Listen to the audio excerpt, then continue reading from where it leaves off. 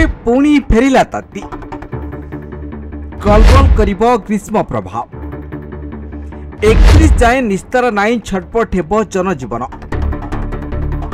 3 ରୁ 5 डिग्री तापमात्रा वृद्धि नहीं पाणीपाग विभाग आकलन। राज्य में बेस किछि दिनर कालबैशाखी प्रभाव रे अनेक स्थान रे वर्षा फल तापमात्रा सामान्य कम थिला आउ सेतेटा कुळुकुळी अनुभूत हेउनथिला एवं परे परे बात्या रेमाल प्रभाव रे मध्य केतेक स्थान रे वर्षा देखिबाकू मिलिथिला। तेबे किछि दिनर सूर्यंकर प्रखर किरण सेतेटा अनुभूत होइनथिले मध्य आजिठु राज्य रे कलबल करिब तापमात्रा बढ़िब खरा बहिब छाड़ गरम ततला छांजी पवन रे हंतसंत हेबे लोगे। तेबे आज 3 ରୁ 5 डिग्री पर्यंत तापमात्रा वृद्धि पाइबा नै आकलन करिछि पाणीपाग विभाग। 31 तारिख पर्यंत एपरि स्थिति जारी रहिबो।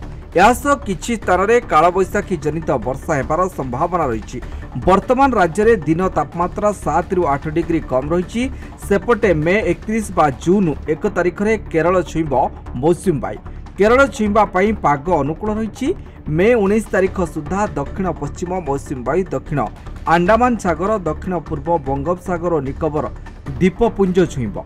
केरल में पहुंचवा परे ओडिशा रे केबे मौसुमी बायु पहुंचबो ताहा स्पष्ट हेबो बोली पाणीपाग विभाग पूर्वानुमान करिछि। गत वर्ष विलंब रे आसी सहल फेरी जाइतिला मौसुमी पूर्व वर्ष जून 22 रे ओडिशा छुइतिला दक्षिण पश्चिम मौसुमी बायु। जून 1 ରୁ 15 भितरे ओडिशा छुइबार संभावना रहिता हेले विलंब रे अर्थात 22 रे छुइतिला। Bureau report news 95 Odia.